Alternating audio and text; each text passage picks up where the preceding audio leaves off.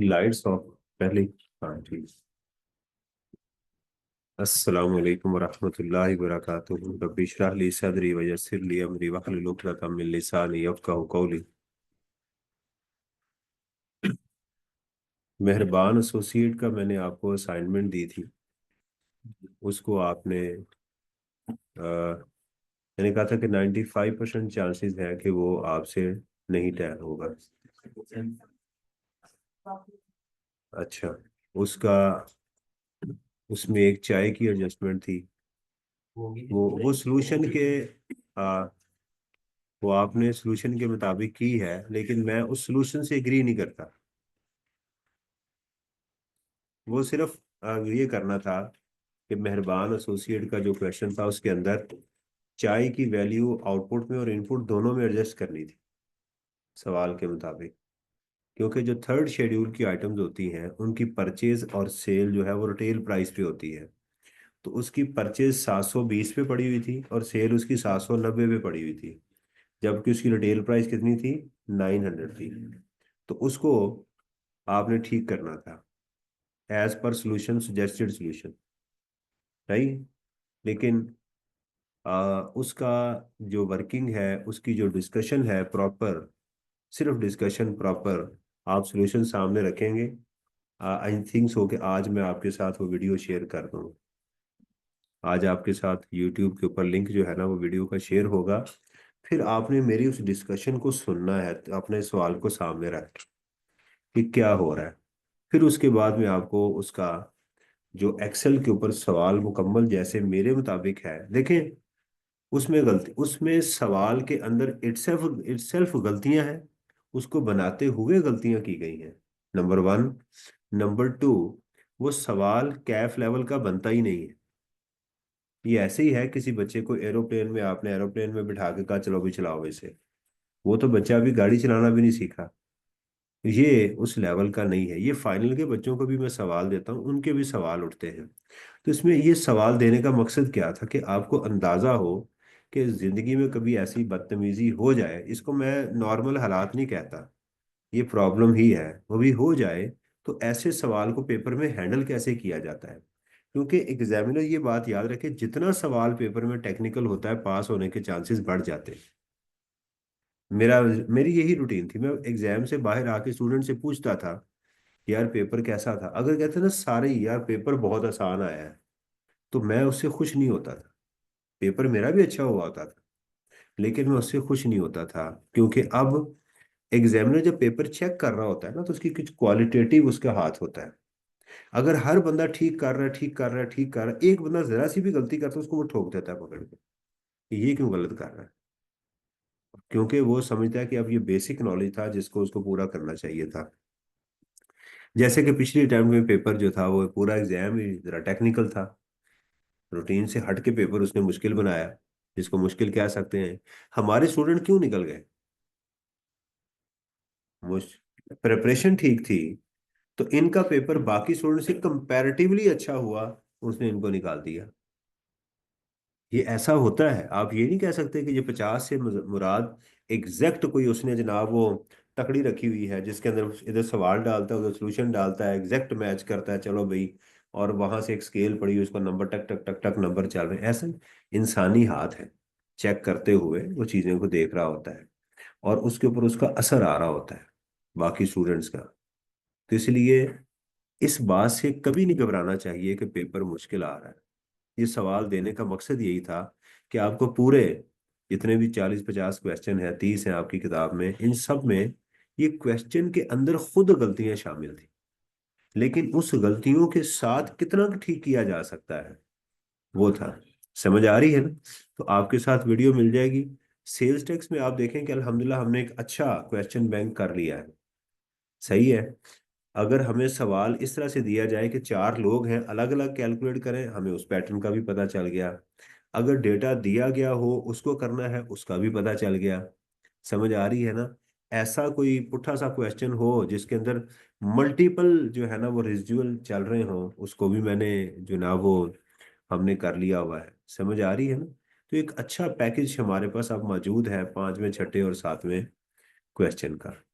इसके साथ हम जो है वो हमने डिसाइड किया था चैप्टर 1 और चैप्टर 3 उसका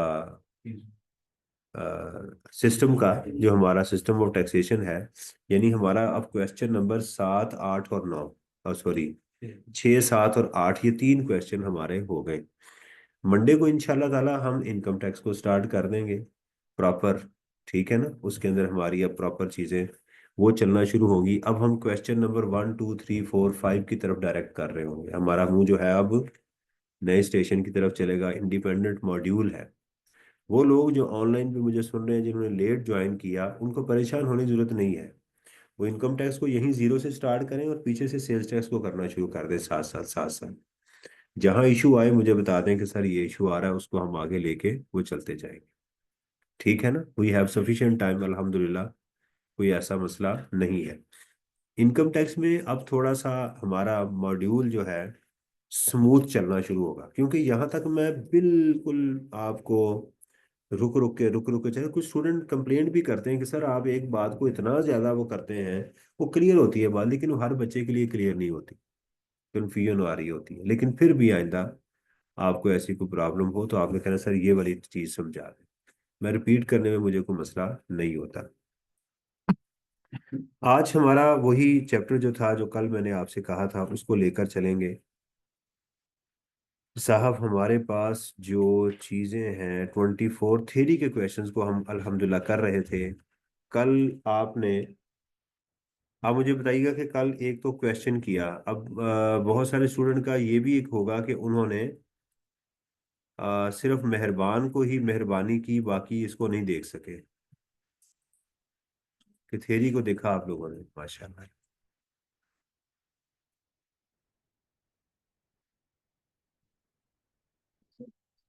तो जी रिकॉर्डिंग भी स्टार्ट है। हम चलते हैं 113 के लिए। हमने कर लिया था कल क्वेश्चन। सितंबर 2020 के ऊपर देखते हैं जी, ये वाला। Discuss the consequences which RA may have to face due to issuance of fake invoices। अब यहां से एक बात बड़ी क्लियर पता चल रही है कि इसने कोई फेक इनवॉइस इशू करती है तो बात यही तकरीबन 90% मुकम्मल हो चुकी हुई है। तसल्ली के लिए हम इसको एक दफा पढ़ लेते हैं। During the month of July, RA issued fake sales tax invoices amounting to ₹5 million to one of its customers। Apart from this, RA has always been in compliance with the regulations of the sales tax act जो है। वो कहता है उसने पहली गलती की। Fake invoice में सबसे पहले क्या होगा, आपको कॉन्सिक्वेंस, कॉन्सिक्वेंस के क्या मुराद है कि सेल्स टैक्स में क्या इम्प्लीकेशन आएगी। सेल्स टैक्स इम्प्लीकेशन कह लें या इसको कॉन्सिक्वेंस कह लें, एक ही बात है ये। नंबर 1, आपको इनपुट नहीं मिलेगा। तो जो आपने फेक इनवाइस इशू की है, जिसको मिली है उसको इनपुट नहीं मिलेगा। अंडरस्टैंड।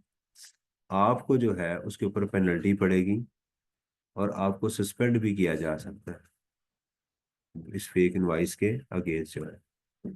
राइट। अब इसके कॉन्सिक्वेंसेस तो बहुत लंबे चौड़े नहीं है, लेकिन उसने इसके नंबर 6 रखे हुए हैं। बाज का तो ऐसे होता है कि स्टूडेंट परेशान हो जाता है, सर ये 2 लाइनों में इसका जवाब आ रहा है, तो मैं क्या करूं। तो भाई 2 लाइनों का तो 2 लाइनें लिख दे। ठीक है ना। बाज का तो बनाते हुए वेट ज्यादा कभी कर दिया जाता है। इसके सोल्यूशन में क्या लिखा है इन्होंने, सस्पेंड कर दीजिएगा और इनपुट डिसअलाउ कर दिया जाएगा, पेनल्टी पड़ेगी।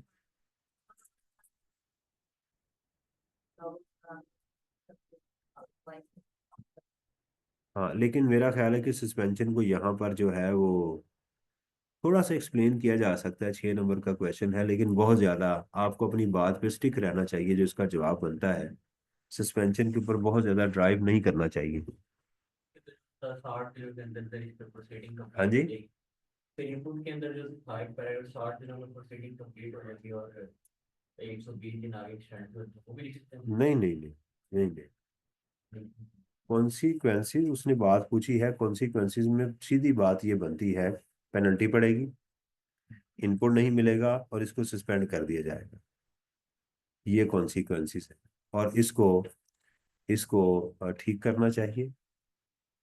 सजेशन थोड़ी सी देनी चाहे, इसके अलावा मैं हूं तो मैं इसके अलावा नहीं लिखूंगा। बेशक इसके 6 नंबर हैं, यानी अगर पेपर बनाने वाले ने ये गलती की है कि उसने नंबर इसके ज्यादा रख दिए हैं, तो उसमें मेरा कसूर तो नहीं है। लेकिन आगे सस्पेंशन को इतना ज्यादा डिस्कस नहीं करना चाहिए, व्हाट आई थिंक सो।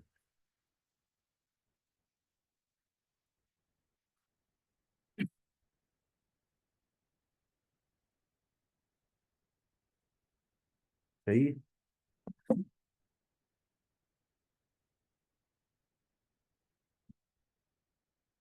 जी, ये क्वेश्चन देखिएगा, सितंबर 2020 का क्वेश्चन नंबर 5 है। देखिए क्वेश्चन नंबर 5 आपको बहुत कम मिलेगा, नॉर्मली क्वेश्चन नंबर 5 आपको इनकम टैक्स का मिलेगा, बहुत कम चांसेस है कि ये सेल्स टैक्स का भी मिले आपको। इसमें कोई सीक्वेंस हो सकता है एग्जामिनर ने ठीक ना की हो। अच्छा, एक मैं वाकया आपको अपना सुनाता हूँ फाइनल का। मैं ना हमेशा शुरू से ही बाय वेट ही तैयारी करता हूँ, जैसे आपको प्रिपरेशन करवा रहा हूँ ना, कि भाई ये देखें हमारे इस वक्त 3 पार्ट हैं, एक 10% का है, एक 25 का है और एक 65% का है। तो cost, advance cost and management का एक एग्जाम था, उसके अंदर 2 क्वेश्चन थे।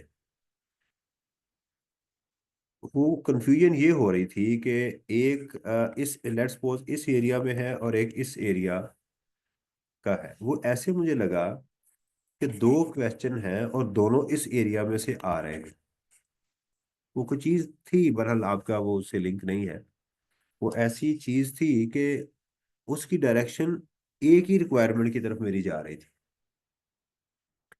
लेकिन पहले मैंने एक को रूल आउट किया कि ये वाला जो पार्ट है ना, इसका ताल्लुक इस सेक्शन के साथ है, उसको तो मैंने कर लिया। अब इसका 90% चांस ये था कि ये इसी हिस्से का हिस्सा है, और 10% था कि ये इस हिस्से का, इस पार्ट का क्वेश्चन है, ये इसका क्वेश्चन नहीं है। लेकिन मुझे क्लैरिटी नहीं एग्जाम में आ रही थी, तो मैंने उस क्वेश्चन को क्या किया कि मैंने यहाँ उसको किया। मैंने कहा एग्जामिनर जो है वो 10% की वेट के अंदर जाके 25 नंबर नहीं डाल सकता। अगर वेटेज मेरे सामने ना होती तो उस क्वेश्चन को मैं क्या करता, सेक्शन ए के मुताबिक दोनों को सॉल्व कर देता, जो नजर आ रहा था।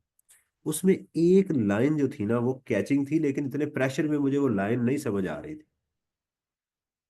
तो मैंने कैसे फैसला किया, वेट के मुताबिक कि ये सेक्शन ए का तो मैं कंप्लीट हो गया हुआ, ये सेक्शन ए में नहीं बल्कि किस में जा रहा है। और ऐसे ही हुआ। एग्जामिनर के कमेंट्स मैंने जब देखे, तो एग्जामिनर ने यही लिखा हुआ था कि बहुत सारे लोगों ने इसको इस ये इसकी रिक्वायरमेंट को समझ के ये कर दिया, जबकि इसकी ये रिक्वायरमेंट थी। तो ऐसे बाय वेट करने से ये बड़ी खुशी होती है, अंदाजा होता है, सवाल के ऊपर आप टिक कर रहे होते हैं, यार ये वाला क्वेश्चन है। लेकिन अगर आपको यही ना पता हो जिस पेपर में मैंने जाना है वहां पर क्वेश्चन 1 कौन सा होगा, 2 कौन सा होगा, तो बंदा जो है ना वो ऐसे ही, मैं आपको यहाँ से गाड़ी में बिठा लूं और आपको कहूँ आओ सैर करने चलें, मैंने जाना चाइना बॉर्डर, आपको बर्फ दिखानी है, जगह बहुत अच्छी है, बता नहीं रहा मैं आपको कहाँ जाना है, आप एंजॉय नहीं करेंगे आप, सर कहाँ जा रहे हैं, आपका ध्यान होगा ही नहीं। ऐसे ही होगा ना, आप यही परेशान होंगे कि कहीं ये वीगो डाले को तो नहीं पकड़ा देंगे जाके आगे, कहीं कोई और तो नहीं हरकतें हमारे साथ होंगी। तो इसलिए विजन का क्लियर होना बहुत अच्छा होता है। एक कॉन्फिडेंस होता है कि सवाल नंबर 1 ये होगा, 2 3 4 5 ये ऐसे मेरे पास पेपर आएगा, मैंने ऐसे करना है, मेरी इस तरह से मैंने प्रेपरेशन करनी है। तो बंदा कॉन्फिडेंट होकर पेपर में बैठ रहा होता है, ये चीज उसको आ रही होती। तो ये शायद ही आपको ये क्वेश्चन 5 मिले, नॉर्मली पहले क्वेश्चन 5 इनकम टैक्स के होते हैं। सन एसोसिएट है जी, recently has been resign registered with the revenue department. Identify the documents which SA may require for claiming adjustment the input tax। क्या बात यहाँ पर पूछी जा रही है? आज बी लॉ की क्लास है आपको? जी। हाँ, यानी कि इसका इनपुट क्लेम, जैसे सप्लाई ऑफ टैक्सेबल गुड्स है, क्या चाहिए, इनवाइस क्लेम, इनवाइस चाहिए, बस, और कुछ भी नहीं लिखना। एनडीएन क्यों चाहिए? बस इनवाइस चाहिए हमें वैलिड पर्सन से जो रजिस्टर्ड हो, और कुछ उसने सिर्फ डॉक्यूमेंट्स मांगा है, आइडेंटिफाई द डॉक्यूमेंट्स, बस डॉक्यूमेंट बताना है आपने। डिस्कशन नहीं उसने पूछी, उसने एक्सप्लेन नहीं करे। ध्यान करना है, आइडेंटिफाई एंड डिस्कस और है, आइडेंटिफाई मीन बता दें। यहाँ क्या आएगी, इनवॉइस, और यहाँ डेक्लेरेशन। बिल ऑफ एंट्री उसका प्रैक्टिकल नेम है, असल उसका डेक्लेरेशन है। बिल ऑफ एंट्री लिख देंगे ठीक होगा जवाब। Goods purchase in auction, treasury चला, बस इसके इंशाल्लाह आपको। अब देखें मुझे ये नहीं समझ आ रही, इसका एक नंबर क्यों है तो इसके दो क्या है, इसके दो क्यों है, लफ्ज तो एक ही लिखना है। ये इसलिए बनाए जाते हैं कि जब हम पेपर सेट करते हैं तो 100 नंबर पूरे करने होते हैं। तो 100 नंबर को पूरा करने के लिए हम फिर किसी को कम कर देते हैं, किसी को ज्यादा कर देते हैं। State the requirement relating to retention of the records and documents that SA should comply with. Retention of the records and, तो ये बात उसने रिटेंशन की पूछी, कितनी देर के लिए होने चाहिए, 6 साल के लिए, ठीक है।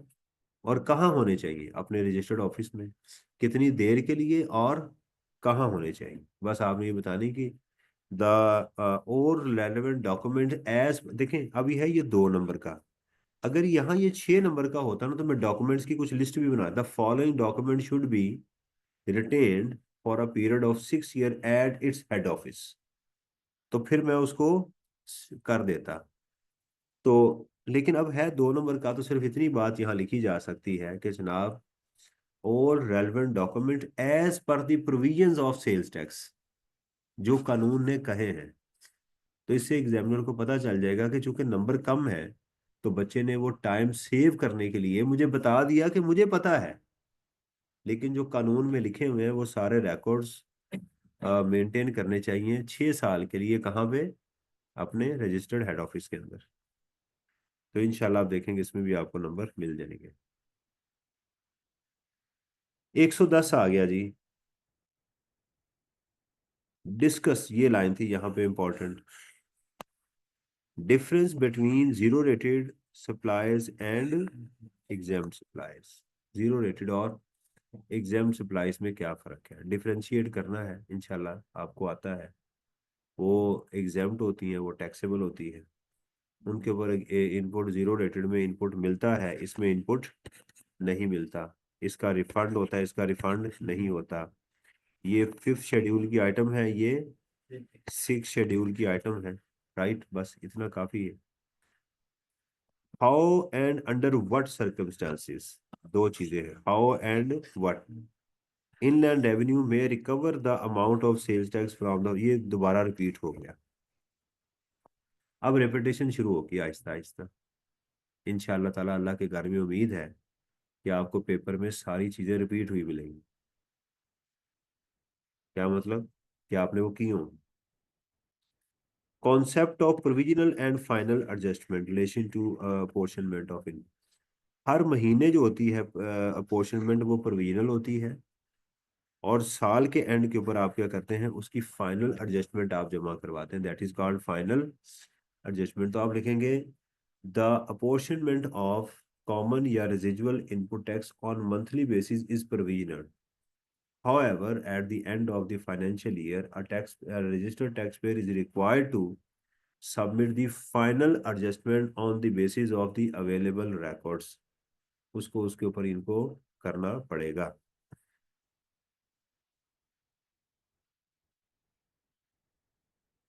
अच्छा जी, यहाँ रिक्वायरमेंट नहीं है तो जरा ऊपर से पढ़ना शुरू करते हैं। रहील एंड अन जी, ये है जी क्वेश्चन नंबर 7 मार्च 2020 का।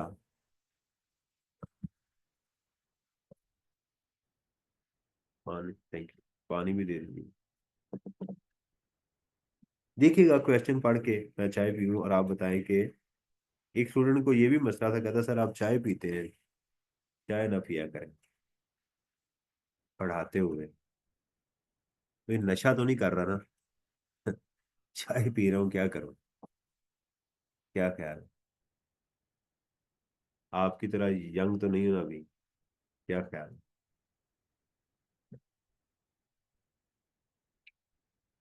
पढ़ें जरा इसे और मुझे बताएं आपको क्या समझ आई है।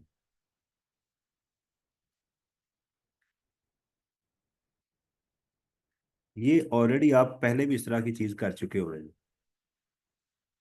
आपको एग्जाम में भी दिया गया था। क्या कहा गया उसे? Thank you very much. उसको कहा गया है requiring him to registered with the sales tax authorities within 30 days।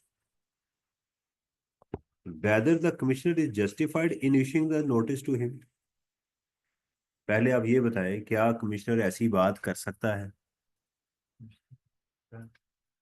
चलें, अगर कमिश्नर ने ये लिखा हो कि मिस्टर रहील अपने अब्बू अम्मी और फुफ्फो को कल लेकर आना, तो हम कहेंगे कि तुम्हारी अथॉरिटी नहीं है, तुम्हारे स्कोप में नहीं है, तुम उससे बाहर जाके बात कर रहे हो। तुम्हारा ताल्लुक टैक्स के साथ है, उनकी फैमिली के साथ तो नहीं है। समझ आ रही है? कमिश्नर ये नोटिस तो नहीं दे रहा ना कि तुम अपने बेटे की शादी के ऊपर तमाम कमिश्नर तमाम टैक्स अथॉरिटीज को बुलाओगे, ये मेरा हुक्म है, उनको खाना खिलाओगे। क्या ये नोटिस जस्टिफाइड है या नहीं है, पहले ये बताएं। जस्टिफाइड। वो शॉप चला रहा है किसमें? पोश एरिया कराची के अंदर।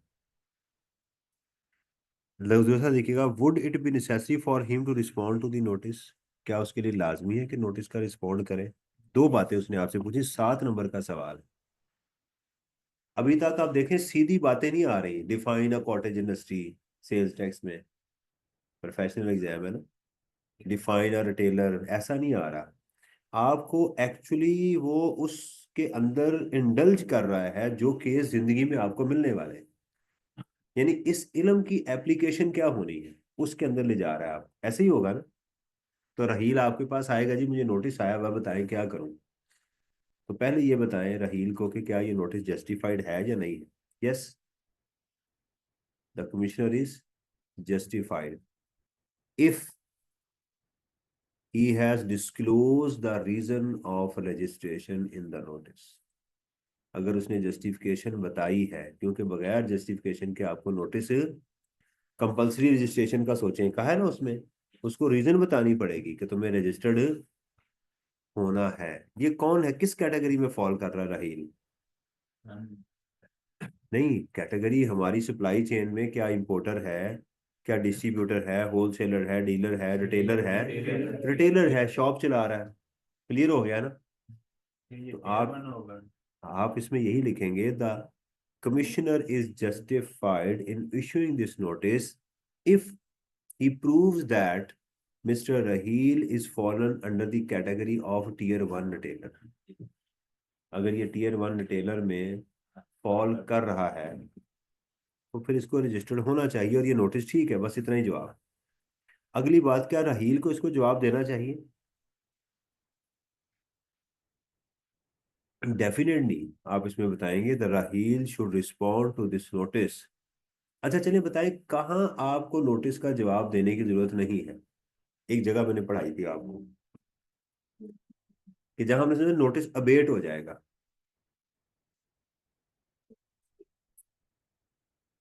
वो क्यों, क्या नोटिस था बताएं? वो क्या नोटिस था जहां हमने पढ़ा जाके कि जहां पर वो नोटिस ऑटोमेटिकली खत्म हो जाएगा?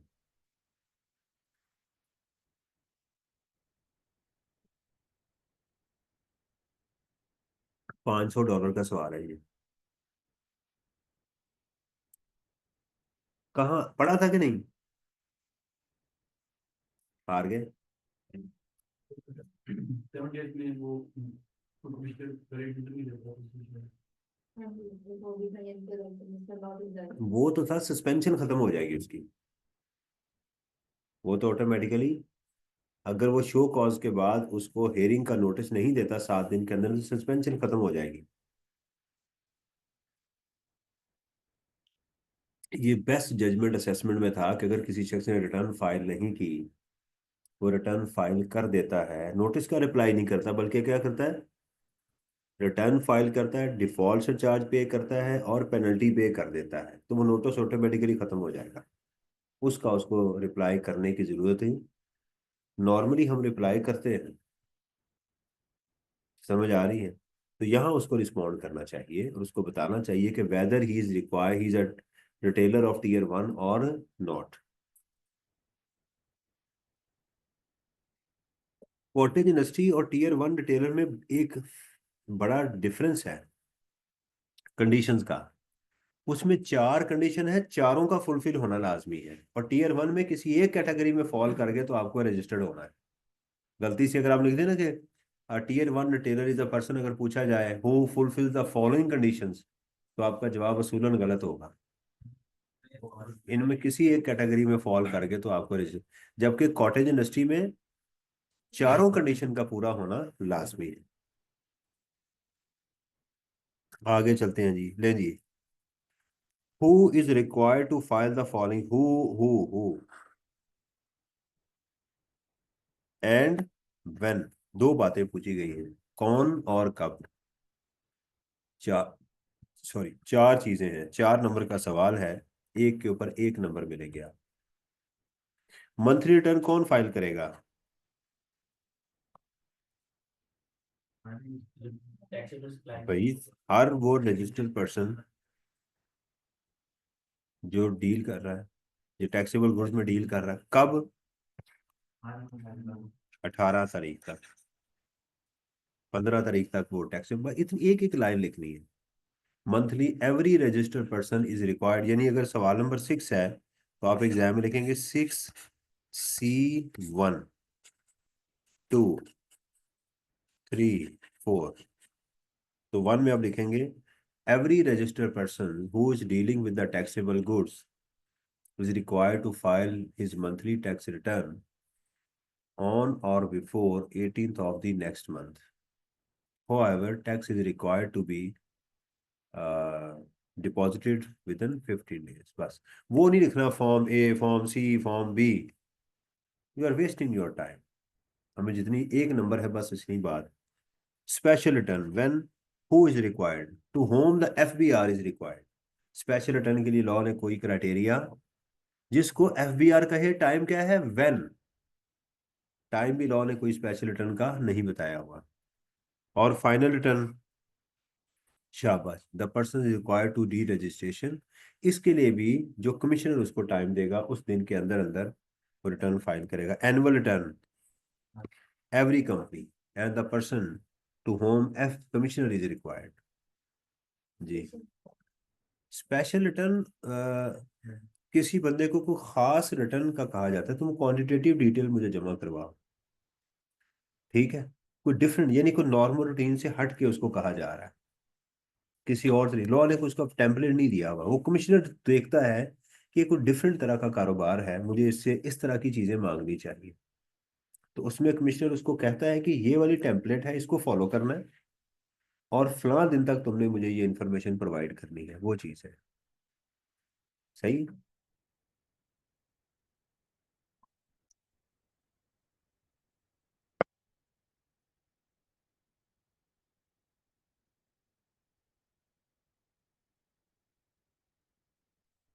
नहीं जी, क्वेश्चन नंबर 6 है जी, बी पार्ट उसका 2019 का। There are certain goods return by the customer as they are unfit for consumption. Return by the customers, आपके लिए परचेज रिटर्न है, सेल्स रिटर्न है? सेल्स रिटर्न, कस्टमर ने आपको चीजें वापस की है। And the seller has no option but to destroy them. जब गुड्स डिस्ट्रॉय की जाती हैं तो क्या ट्रीटमेंट बताया आपको? आउटपुट मिलता नहीं बेटा, ये कभी गलत ऐसे। आउटपुट नहीं बनता, आउटपुट नहीं बनता, और आपका इनपुट भी आपको नहीं मिलता, और अगर लिया हुआ है तो उसकी रिवर्सल पड़ जाएगी। इस लाइन को पढ़ के मुझे अभी तक मुझे रिक्वायरमेंट की नहीं समझ आई कि चाहता क्या है। बस ये एक इंफॉर्मेशन है।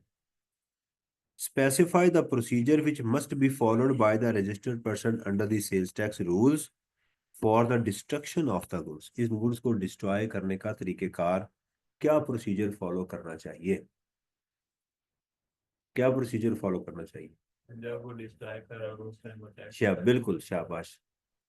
The person should be, the goods must be destroyed under the proper supervision of the tax department, and a credit note will be issued to the customer. बस ये दो नंबर है, इंशाल्लाह आपको मिल जाएंगे। ब्रीफली डिस्क्राइब, अब देखें मेरी मेरी इस पॉइंट के ऊपर लाइन नजर जा ही नहीं रही क्योंकि हर जगह पर ये लिखा होता है, तो मैं 2 सेकंड भी बचा रहा हूँ अपने, लेकिन नजर जरूर मार ली है, कुछ और ही ना लिखा हो। Briefly describe the treatment of the followings, describe the treatment हमें बताना है। Recording of partial payment received in advance during a tax period in respect of both taxable and exempt supplies। ठीक है। Change in the tax rate, change in the tax rate ये section 5 है। इसके अंदर आप दो बातें करेंगे कि लोकल सप्लाई की और इंपोर्ट की। ठीक है। लोकल सप्लाई में क्या है, at the time of supply, और इंपोर्ट में व्हेन डेक्लरेशन इज प्रेजेंटेड। ठीक है। और however if declaration is presented before the manifest, then when the manifest is presented, if tax is not paid, फिर अब दोनों बातें मुकम्मल करने के बाद तीसरी बात बताएंगे कि if the tax must be paid within a period of 7 days after the issuance of the चालान। इंशाल्लाह ताला आपको इसके पूरे नंबर 4 मिल जाएंगे। ये कहते हैं जी गुड्स टैक्सेबल थी और एग्जाम थी और आपने एडवांस लिया हुआ है। यहाँ पर लॉ ने, नॉर्मल रूल हमारा यही कहता है कि एडवांस गुड्स मेड अवेलेबल और actually delivered whichever is earlier. लेकिन अगर आपको ये गुड्स, आपने जुलाई में आपको एडवांस मिला 100 रुपए का, अगस्त में आपने डिलीवर कर दी, जुलाई में ये टैक्सेबल थी और जुलाई में अगस्त में ये क्या हो गई, एग्जेम्प्ट, तो ये टैक्सेबल ही समझी जाएंगी, ये टैक्सेबल ही, ये तो नॉर्मल है, इसमें तो कोई किधर सिंगी नहीं है। जब आपने एडवांस ले लिया उस वक्त टैक्सेबल थी, टाइम ऑफ सप्लाई भी वही था। लेकिन अगर ये जुलाई में एग्जेम्प्ट थी और अगस्त में क्या हो गई, टैक्सेबल, और आपको यहाँ एडवांस मिला हुआ, डिलीवरी यहाँ हो रही है, तो फिर इसका टाइम ऑफ सप्लाई ये वाला हो। यानी सादा अल्फाज, शायर इसमें ये कहना चाह रहा है कि साहब, अगर किसी महीने में दो इवेंट एक गुड्स के लिए जो कभी टैक्सेबल थी कभी एग्जाम थी, ठीक है, आपने बेशक एडवांस पहले ले लिया या डिलीवरी पहले कर दी, तो जिस महीने में वो टैक्सेबल होंगी उसको टैक्सेबल समझा जाएगा, यानी टैक्सेबल समझा जाएगा। हाँ, अगर गुड्स एग्जाम्प्ट थी through out the period, same treatment. अगर टैक्सेबल थी जब एडवांस लिया गया, जब डिलीवर की गई, फिर भी सेम ट्रीटमेंट। लेकिन अगर गुड्स एडवांस और डिलीवरी में दोनों इवेंट में एक दफ़ा टैक्सेबल थी एक दफ़ा एग्जाम्प्ट थी, तो क्या समझा जाएगा उनको, टैक्सेबल समझा जाएगा, हम उसको एग्जाम्प्ट नहीं समझेंगे। तो टैक्सेबल समझा जाएगा, पहले टैक्सेबल थी बाद में एग्जाम्प्ट थी, टैक्सेबल समझा जाएगा। आम हालात के अंदर ये फार्मूला आपने नहीं अप्लाई करना, जैसे कि हमने कल सवाल किए थे, टाइम ऑफ वैल्यू का क्वेश्चन किया था ना। ये सिर्फ स्पेशल ट्रीटमेंट है, स्पेशल उस वक्त होगा जब गुड्स टैक्सेबल और एग्जेम्प्ट होगी। दूसरा इसका जवाब ये भी हो सकता है कि आप टैक्सेबल को अलग डिस्कस कर लें, एग्जेम्प्ट को अलग डिस्कस कर लें, दोनों को। इसका आंसर देख लीजिएगा कि इस, लेकिन बोथ टैक्सेबल, बल्कि जवाब यही बनता है कि बोथ टैक्सेबल को पहले, टैक्सेबल के ऊपर आप एएमडी वाला काम लिख देंगे, when goods advance paid made available और delivered whichever is earlier. और एग्जाम्प्ट के अंदर ये वाला लिख दें कि if the advance is made in the month in which the goods was taxable and delivered in the any other month when the goods were exempt, the goods shall be treated as taxable. However, if the goods advance was received in the month when goods were exempt and delivered in the month when goods were taxable, then the goods shall be treated as taxable। तो इंशाल्लाह इसके भी number मिल जाएंगे। आगे है जी हमारे पास Bashira.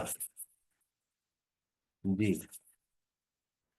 Bashir was incorporated on 1st July 2019 and registered with the Sales Tax Department on 1st February 2019। किस तरफ लेके जा रहा है आपको,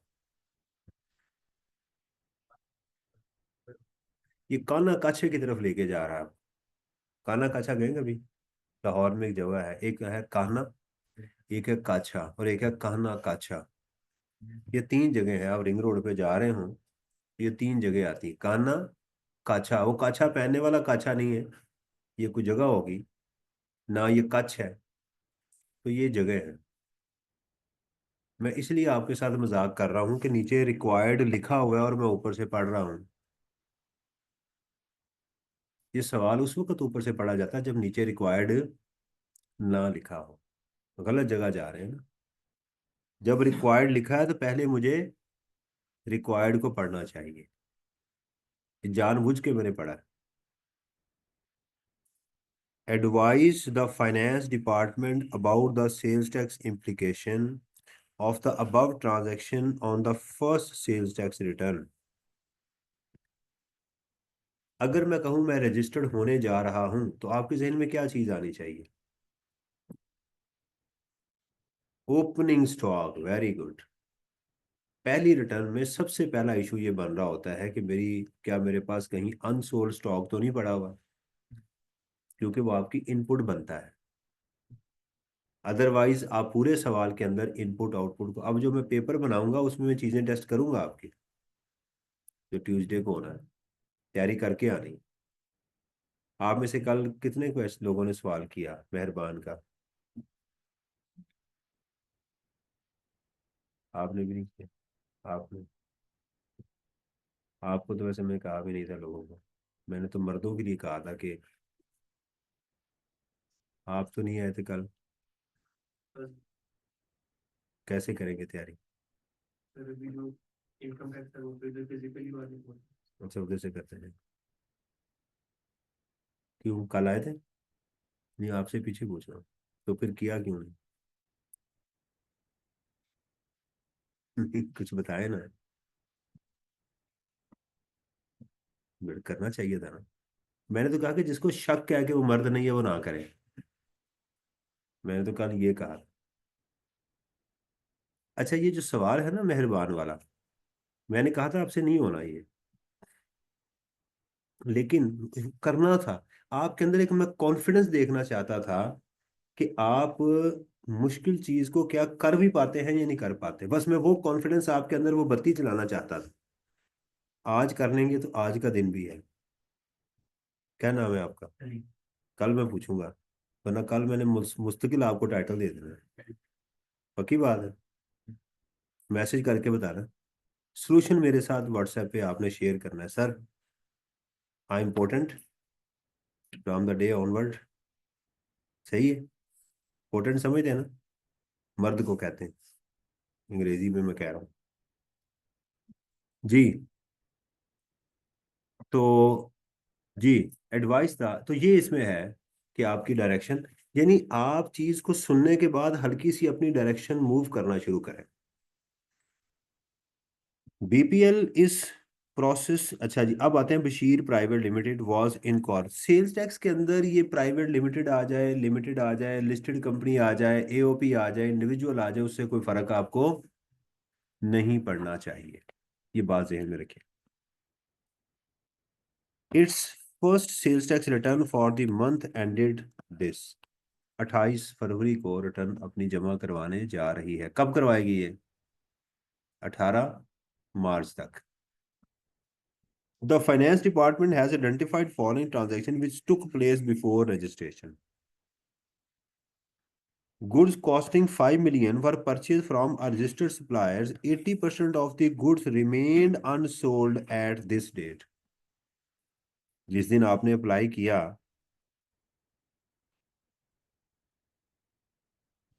ये ये वाली डेट। अच्छा, एक चीज याद रखिएगा, एक वो डेट होती है कि 1/2 जैसे 2019 है, जब आपने अप्लाई किया। लेट्स सपोज हो सकता है इसको 15/2/2019 को इसको सर्टिफिकेट मिल गया हो कि भी तुम रजिस्टर्ड हो, तो ये 30 दिन कहाँ से गिने जाएंगे? नहीं, जिस दिन आपने अप्लाई किया, ये बात जहन में रखनी।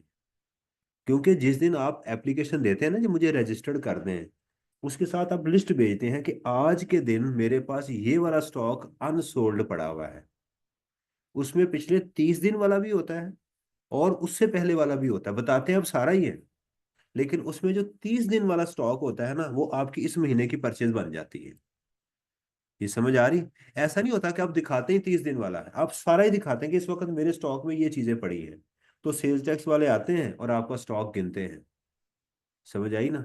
तो आप भी उनको उसमें से कुछ तोहफा शोफा भी दे देते हैं। समझ आ रही ना?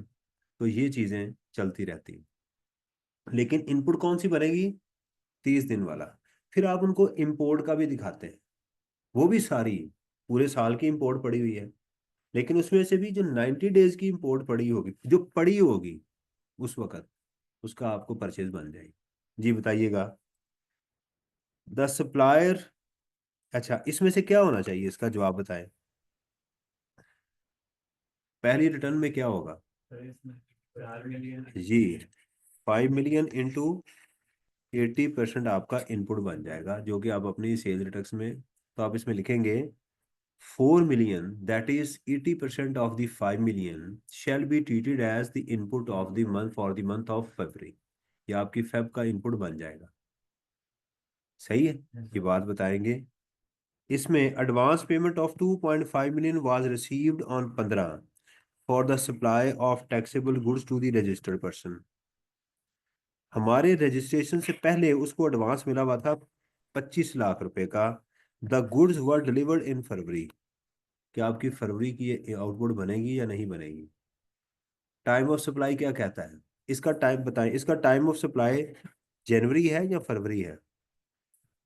कौन सी है? शाबाश, जनवरी है, लिहाजा इसके ऊपर आप सेल्स टैक्स चार्ज नहीं करेंगे, क्योंकि ये ऑलरेडी पिछले महीने में इसका एडवांस ले चुका, तो ये पिछले महीने में जानी चाहिए। इस महीने की ये सेल प्रैक्टिकली वैसे माफ नहीं करते। वो कहते हैं कि रजिस्टर्ड हो गए हो ना, अब तुम जो भी चीज़ सेल करोगे ना, इनवाइसें इशू करो और हमें टैक्स दो। लेकिन लॉ के मुताबिक ये सप्लाई देख लीजिएगा, जवाब मेरा कहीं गलत तो नहीं है।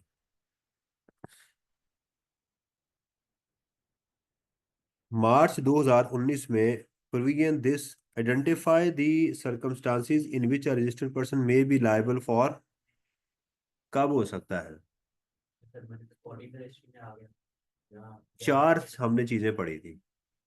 या तो एग्जाम्प्ट गुड्स में डील करना शुरू हो गया, उसकी गुड्स एग्जाम्प्ट हो गई है, या उसने कारोबार बंद कर दिया, ये तो मेन रीजन है। दो रीजन क्या है, उसकी कैटेगरी चेंज हो गई है। टीयर 1 रिटेलर से निकल के नॉर्मल रिटेलर में चला गया, और मैन्युफैक्चर कॉटेज इंडस्ट्री में चला गया। तो चार चीजें इंशाल्लाह लिख देंगे। Under the following circumstances a person may be D registered. 103 briefly discuss the situations under which a retailer is required to be registered under the sales tax and rules made under. 1 number का है। क्या जवाब देंगे, इतना लंबा तो नहीं देंगे ना? क्या सिचुएशंस हैं? Discuss the situation. अब यहाँ मजबूरी है कि आपको फटाफट 3 4 सिचुएशन लिख देनी चाहिए कि under the following situation our retailer is required to be registered. या बहुत जल्दी है, टाइम खत्म हो रहा है, एग्जामिनर पेपर खींच रहा है, तो लिख दें कि if he comes under the definition of tier 1 retailer. अल्लाह ला खैर का जवाब मुकम्मल है। जवाब जैसा मुंह वैसी चपेड़। 1 नंबर तुमने दिया है, तो बातें मेरे से पूछ रहे हो तुम साथ की। वो जॉनी वॉकर की एक फिल्म मैंने देखी ना, वो पुराना होता था हीरो। फिर हीरो नहीं होता था वो, फनी होता था, वो क्या कहते हैं, कॉमेडियन होता था। तो वो नहीं, 50-50 ड्रामा लगता था कराची से। तो वो उसको जाके भेजता कपड़ा दे के, तो उसे कहता है, दर्जी जो होते हैं ना, तो कपड़ा कुछ छुपा लेते हैं, इससे बच, हमेशा उसके पास कुछ कपड़ा बच जाता है, वो वापस नहीं करते। तो कहता, फिर कहता उसे कहना कि एक और बना ले। तो वो चला जाता है दर्जी के पास, उसे कहता है ये पजामा बना दो। कहता ठीक है बना देता हूँ। वो साइज लेता है और चलने लगता है। कहता है इस कपड़े में से 2 पजामे भी बन सकते हैं। उसकी तरफ देखता है दर्जी, कहता 2 बना दूंगा। और नीचे उतरता है, कहता अभी भी इसके पास कपड़ा बच जाना। फिर वो वापस जाता है, कहता है इसमें से 3 भी बन जाएंगे। कहता 3 बना दूंगा। उसको गुस्सा चढ़ना शुरू हो जाता है उसके ऊपर। फिर उसे 4 कहता है, कहता मैं 4 बना दूंगा। वो चला जाता है, फिर वो वापस आता है एक दिन। तो वो उसे कहता है मेरे वो पजामे वापस कर दो। तो उसने 4 छोटी छोटी ना कच्छियां बनाई होती हैं उसकी। वो कहता है ये क्या है, कहता है तुम्हारा दिमाग काम करता है, जो कपड़ा दे के जा रहे हो, तुम कह रहे हो 2 बन जाएंगे, 3 बन जाएंगे, 4, तो इतनी 4 ऐसी ही बननी थी फिर, दफा हो जाए इधर से। तो बात ये है कि सवाल आप मेरे से पूछ रहे हैं 7 नंबर का, सिचुएशंस नंबर दे रहे हैं मुझे एक, तो फिर इसका जवाब फिर बाजू का तो यही बनता है ना। ठीक है, if a retailer is required to be registered if he comes under the definition of tier 1 retailer। आगे चले, briefly discuss the situations a cottage industry is required to be registered under the sales tax and rules made thereunder। वो क्या situations होंगी जब एक cottage industry, ये जवाब मुझे आपने सोच के देना, मैं मान जाऊंगा आपने सही जवाब दिया मुझे। कब एक कॉटेज इंडस्ट्री को रजिस्टर्ड होना चाहिए? जब उसके हाँ, अब वेरी गुड, अब आपने, इसका मतलब इसके ऊपर वो 4 कंडीशन पूरी हो चुकी हैं। अब इनमें से किसी एक कंडीशन को वायलेट कर देगा तो वो उससे बाहर आ जाएगा। तब लिखेंगे under the following circumstances a cottage industry is required to be registered, right, if he obtains a commercial or residential electricity connection, right? He moves to an industrial area from the residential area. His workers, total force of workers, employed workers in from increase from 10, और आखिरी क्या थी, turnover exceeds 8 million. अब ये लिखेंगे, इसमें से निकल गया, इसमें से निकल गया, किसी एक में से भी। अब आपको चारों कंडीशन बतानी है, जवाब सोच के बताना है। उसने कह दिया कि ये कॉटेज इंडस्ट्री है, इसके ऊपर 4 कंडीशन पूरी हो रही हैं। अब आपने बताना है कि इनमें से एक, किसी एक कंडीशन को भी वायोलेट कर गया। यहां नहीं ये लिखना आपने, if he does not come under the definition of the cottage industry is required to be registered, तो पूरा पेपर आप जीरो कर देंगे। फिर तो हर सवाल का यही, as per the rules mentioned under the sales tax act, उसको नहीं होना चाहिए। वो तो सारा पेपर ही कर दें आप। यहाँ आप, उसने पूछा है डिस्कस करें, ले जी। देखें, मैं थोड़ा सा चालाक आदमी हूं, मुझे नजर आ गया उसने यहाँ लिखा हुआ है under the sales tax act. जब ये बात चल रही होती है ना, उसके आगे सवाल होता है, बेशक उसने रिक्वायर्ड, ऐसी सिचुएशंस भी आती हैं। State any 4 basis of such satisfaction which allow the commissioner to suspend the. 4 कहता है कि कुछ चीजें बता दें जिसमें उसकी, उसको सस्पेंड किया जा सकता है। पढ़ी है ना, फेक इनवाइस इशू कर दें। अच्छा, अब उसने कहा जी सच सेटिस्फेक्शन, इससे मुराद है कि अगर जो उसने ऊपर कंडीशन बताई है वो अब नहीं बतानी। कहता इस जैसी बताए, इसका मतलब जो ऊपर उसने सिचुएशन बताई है सस्पेंशन वाली, अब वो उसके अलावा कुछ आपने बताना। कैसा जबरदस्त पेपर। देखें, अगर तो आप ये फैसला करेंगे ना, यार आई एम एंजॉइंग, यार बड़ा मजा आ रहा है यार, आपका दिमाग आपको रिलैक्स करेगा, आपको एनर्जी देगा। लेकिन अगर आप, ये मेरी बात बड़ी, मैं बड़ी इंपॉर्टेंट कर रहा हूं, अगर आप इसमें से कुड़ना शुरू कर देंगे ना, यार ये कैसे सीए में पेपर आते हैं, यार ऐसे पेपर बनाते हैं, इनको शर्म नहीं आती यार। ठीक है, अभी अभी मैं सीए में आया हूं, आपका दिमाग आपके अंदर एक नेगेटिव एनर्जी प्रोड्यूस करनी शुरू कर देगा, आपको थका देगा ये पकड़ के। को पे बाद जब पहाड़ पे चढ़ते हैं ऐसे ही चढ़ते हैं। मेरा एक दोस्त है, तो वो आर्मी में है, कहता जब हम पहाड़ों पे चढ़ते हैं ना, तो हम वहां पर फिर नारे, जब थक जाते हैं ना, फिर हम नारे लगाते हैं, जोश लगाते हैं, नाराए तकबीर, फिर हम आगे और आगे और आगे, फिर इस तरह से हम चलते हैं। आपका दिमाग आपके अंदर एनर्जी प्रोड्यूस करता है। ये दिमाग बड़ी जबरदस्त चीज है, ये मरते दम तक आपको समझ नहीं आनी। समझ आ रही है ना, ये है। Where a commissioner of this having jurisdiction is satisfied that a registered person has issued fake invoices, evaded tax or committed tax fraud, he may suspended the registration of the such person without prior notice pending। 3 4 तो उसने खुद ही लिख दी है। इसका मतलब ये तो उसने जवाब में लिख दी है, हालांकि ये कंडीशन थी। चलाकी देखें उसकी। चालाकी देखें। अब आप क्या लिखेंगे, ही इज नॉट अवेलेबल, वो वाली कंडीशन लिखेंगे ना, बाकी क्या बच गई कि जब हम जाते हैं अपनी वो हमें मिलता नहीं है, हमें रिकॉर्ड प्रोड्यूस नहीं कर रहा, एक्सेस नहीं दे रहा, ठीक है। हम वहां उसके बाद वो है कि चीजें बेचे बगैर इनवाइस इशू कर देता है, चीजें खरीदे बगैर इनवाइस ले लेता है। समझ आ रही है ना? रिकॉर्ड प्रोड्यूस, तो वो वाली आप चार कंडीशन यहाँ लिखेंगे। अगर आपने यही नहीं प्रोड्यूस कर दी तो उसको समझ आएगा कि इसको सवाल पढ़ना नहीं आता। जी। सर जिसने याद ही ऊपर वाली की है, हाँ जी। जिसने याद ही ऊपर वाली की है। हमा यारा दोजख, हमा यारा दोजख, कि फिर तो अगली अटेम्प्ट में आए दोबारा। इसने तैयारी ऐसे की हुई है। सीए के अंदर जब आप कहते हैं कि आपको 1 लाख रुपए की ऑफर होती है, तो आप कहते हैं मैं सोचूंगा, तो आपको क्या सुरखाब के पर लगे होते हैं कि लोग 50-60 हजार की नौकरी ढूंढ रहे होते हैं और आप कहते हैं नहीं गड्डी कड़ी देगा। वो क्यों आप सोचते हैं ऐसा, कि आप समझते हैं कि यार मैं जिस आग से गुजर के आया हूं ना, आम बंदे का काम नहीं है, मैं नॉर्मल मशीन नहीं हूं, मैं अब 10 हजार में हूँ, 25 करोड़ में कितने लोग हैं, मैं अब उनमें से मेरा रेट उसके मुताबिक, उसकी ये वजह होती है। सिलेक्टिव स्टडी करेंगे तो आप 25-30 में फिर रहे होंगे। मेरे एक दोस्त ने मुझे कहा था कि इमरान अपने आप को इतना स्ट्रांग कर लो कि तुम चूज करो कि मैंने किसके पास काम करना है। कहता अभी स्टेज नहीं आई, अभी लोग तुम्हें चूज करेंगे, लेकिन अपने आप को इस मुकाम पे लेकर आओ कि तुम फैसला करो कि मैंने किसके साथ काम करना है। कहता फिर मजा है, वरना आम रूटीन में भेड़ बकरियों में चलते रहोगे तो लोग तुम्हें चूज किया करेंगे। अपने आप को इस काबिल कर लो। और ऐसा फिर वक्त आता है जब आप इंसान मेहनत करता है ना, ये हर रोज मेहनत करते हुए लोगों से ऊपर आता जाता है। आप एक दिन मेहनत की, बस मिसाल है सीए के अंदर, इस वक्त मिसाल दे रहा हूं, 1 लाख स्टूडेंट रजिस्टर्ड है,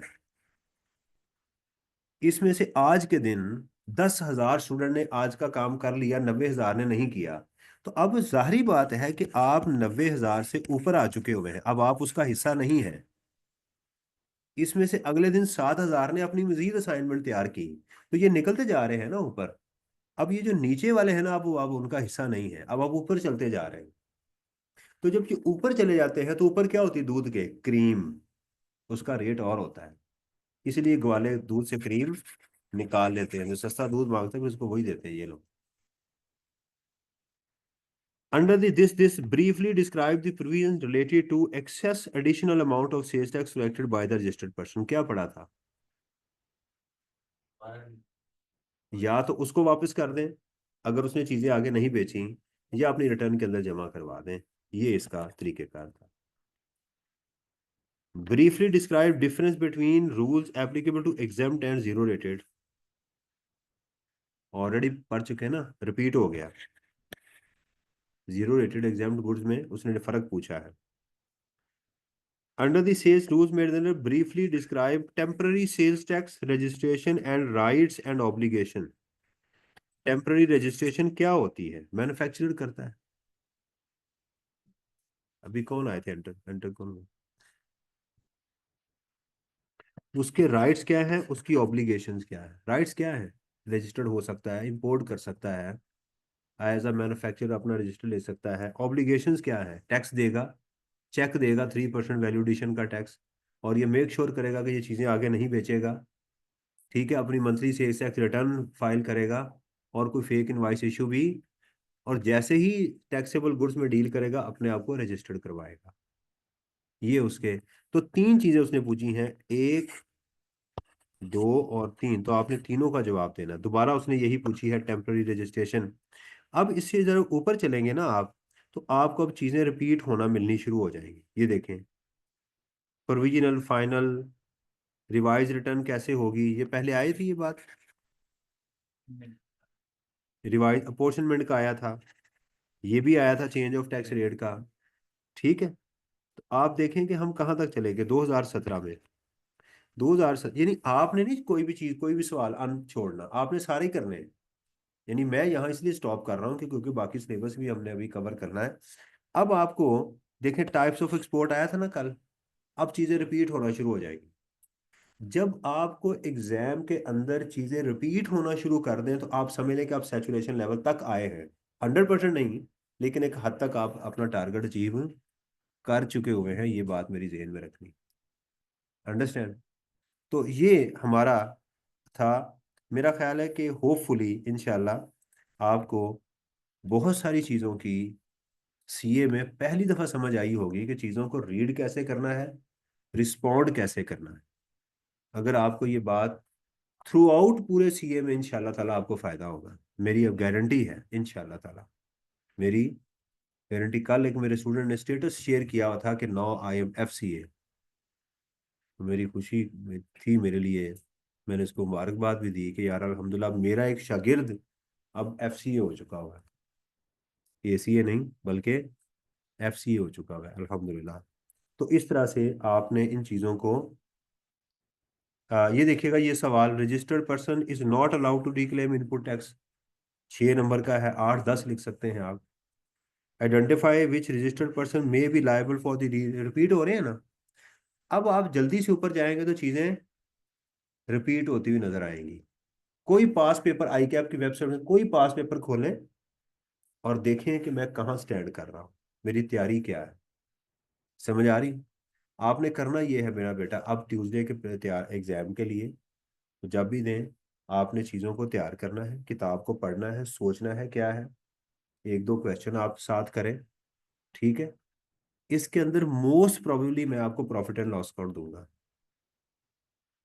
डेटा में थोड़ा सा चेंज करूंगा, एडजस्टमेंट्स होंगी, लेकिन डेटा में थोड़ा सा चेंज करूंगा, फिर देखूंगा कि आप कहाँ पे हैं। देखिए, मैं आपको चैलेंज दूंगा कि आपसे नहीं होना। आपका क्या काम है कि आप उस सवाल को कंप्लीट करें, ये आपकी कामयाबी, ये आपने करना है। ठीक है जी। और कल इंशाल्लाह ताला क्लास जो होगी उसका लिंक मैं आपके साथ शेयर कर दूंगा। इंटरेक्टिव सेशन होगा, 3 घंटे की या 2 घंटे की, देख लेंगे। उसमें मैं करूंगा क्या, मैं बताता हूँ। मैं सेल्स टैक्स की एडजस्टमेंट्स पढ़ के आपसे पूछूंगा, बताएं इस एडजस्टमेंट को क्या करना है। अगर आप वो एडजस्टमेंट को ओके करते जाएंगे तो इंशाल्लाह हम समझ जाएंगे कि हमारा मकसद हल, यानी अब हमें जो जरूरत है ना वो ये है कि एडजस्टमेंट को रीड करना आ जाए, कोई चीज रह ना जाए जो हमें ना पता। बस अब यही होगा, एडजस्टमेंट देखेंगे, ट्रीटमेंट क्या होगा, इस लाइन का क्या मतलब, इस लाइन का क्या मतलब, इस लाइन का। अब आप देखेंगे 90% आप कर चुके हुए हैं, 90% आप। तो इंशाल्लाह कल उसको वाइंड अप करके आप कहेंगे सर सेल्स टैक्स मुझे दोबारा एक दफा रिवाइज करवा दें, मैं सारा एक से दोबारा रिवाइज करवा दूंगा थ्रू आउट, मुझे कोई मसला नहीं है।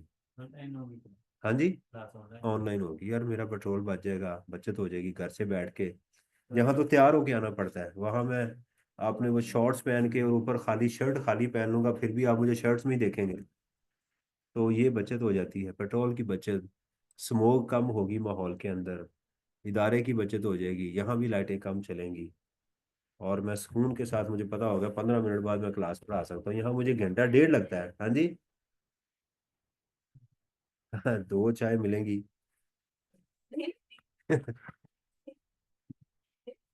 आप मर्द होती फिर मैं आपको बताता। ठीक है जी। घर में एक चाय मिलती है, उसके बाद कहा जाता है जी इसी पे अब आप गुजारा करें, दूसरी चाय वो किचन है, वो चीज़ें पड़ी हैं, आप उठ के बना लीजिए। तो बहुत ज़्यादा औखे होने की जरूरत नहीं है। मैं आपके सामने उस्ताद चार्टर्ड अकाउंटेंट हूँ, घर में तो नहीं होता ना। ठीक है ना। अस्सलाम वालेकुम रहमतुल्लाहि व बरकातहू। आज राना साहब भी गुस्से होंगे।